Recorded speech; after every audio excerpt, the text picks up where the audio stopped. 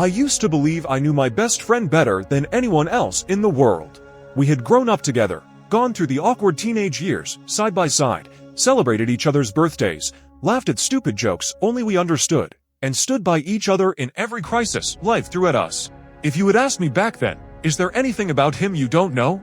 I would have confidently answered, nothing. I know him better than I know myself, but I was wrong. The truth I eventually uncovered about him not only shocked me to the core, it completely redefined the way I looked at friendship, trust, and the hidden lives people carry behind closed doors. It started small. Strange phone calls in the middle of the night, messages he wouldn't let me see, excuses when I asked simple questions. He was still the same funny, easygoing guy on the surface, but there was something deeper he was hiding. I brushed it off at first. Everyone has their secrets, right? But little by little, the cracks in his perfect mask began to widen, and soon, I found myself standing in the middle of a truth so dark, so unexpected, that it left me doubting whether I had ever really known him at all. One night, we were at his house watching a movie. His phone buzzed on the table, and without thinking, I glanced at the screen. The message preview said, "We can't meet here again. Too risky." I looked at him, waiting for an explanation, but he immediately snatched the phone and changed the subject. My stomach tightened. Something was wrong. I told myself to let it go, but curiosity has a way of digging its claws into your brain. Over the next few weeks, I started paying more attention. He was disappearing more often, showing up late to class, sometimes with bloodshot eyes like he hadn't slept. His excuses became stranger. He said he was working late shifts, but he didn't have a job. He said he was visiting relatives, but his family never mentioned it. The more he lied, the more determined I became to find out what he was hiding. Then came the night that changed everything.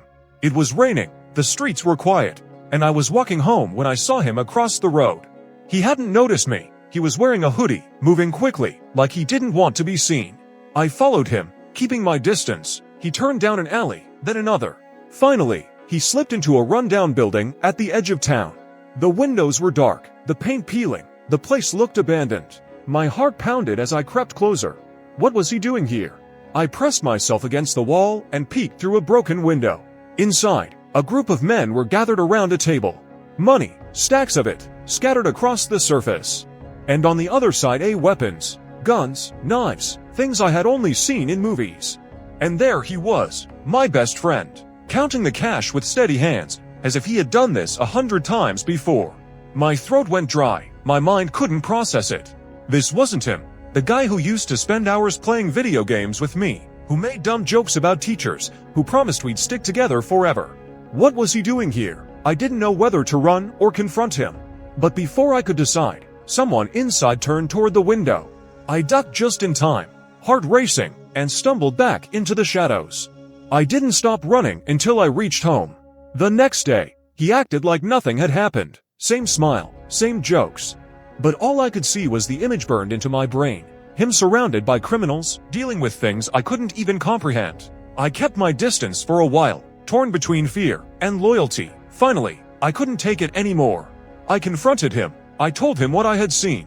At first, he denied everything, laughed it off, said I was imagining things.